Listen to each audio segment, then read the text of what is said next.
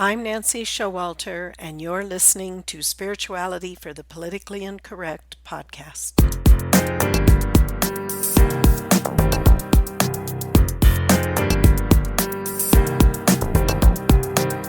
Welcome, all radical paradigm shifters and creative change makers. You who dare to create a better life and a better world. Tap into the power that resides within you and use that power for constructive change.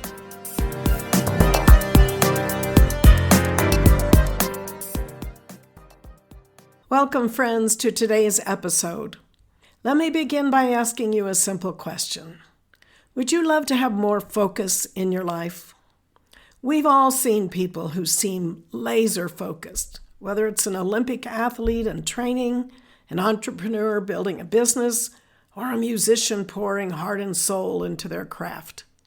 We admire them, maybe even wonder, how do they do it? How do they stay so focused? At first glance, we might think focus is all about discipline, sheer willpower, or even some superhuman quality. But the truth is simpler and far more beautiful. Focus comes from passion.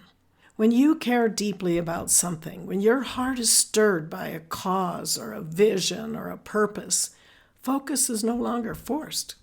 It flows. Think about the last time you accomplished something really meaningful. Chances are it wasn't because you forced yourself with grit alone. It was because you cared.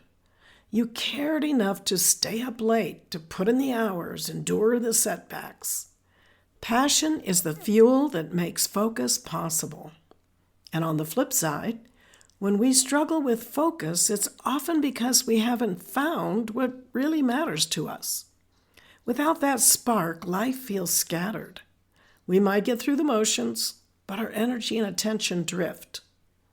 Spiritual traditions tell us that what we care about is not random. It is the whisper of the soul. Jesus said, where your treasure is, there will your heart be also. When your treasure, your passion, lines up with your soul's calling, focus comes naturally. So, how do we gain focus? Not by whipping ourselves into tighter discipline, but by discovering what we care about deeply enough to act upon. If you have not yet uncovered your passion, try this simple practice. Make a list of things that stir your heart, not just hobbies, but causes, ideas, or possibilities that move you deeply. And pay attention to what makes you cry or what fills you with joy. Those emotions are signposts pointing you toward your passion. Order that list by intensity. Which one rises to the top? Which one would you gladly give your time, energy, even your life to? When you find that passion, discipline takes a back seat. Focus becomes effortless. Now, from a spiritual perspective, passion is divine fire. It's the soul remembering why it came to earth. Passion stirs us to align with our higher purpose.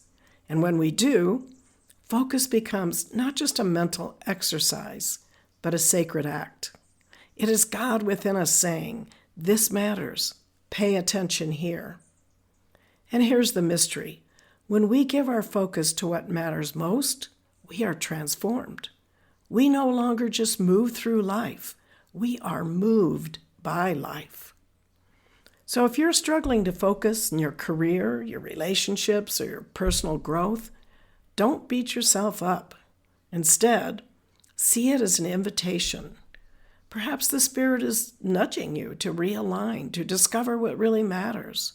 Because when you care enough, when your passion is ignited, you'll find yourself in a perfect state of mind.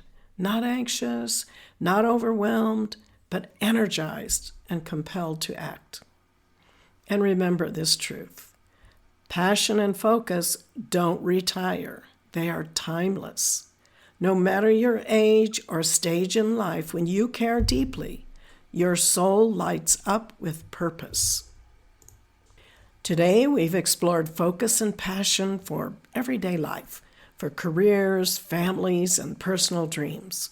But I want to leave you with a preview. In our next episode, we're going to explore what this looks like in retirement. Because retirement isn't an ending, it's a new beginning, a sacred season where passion and focus can be reborn in fresh and powerful ways. So join me next time as we talk about passion and focus in retirement, a new season of purpose. Until then, may you find what your heart truly cares about, and may that passion guide your focus into a life of joy and purpose.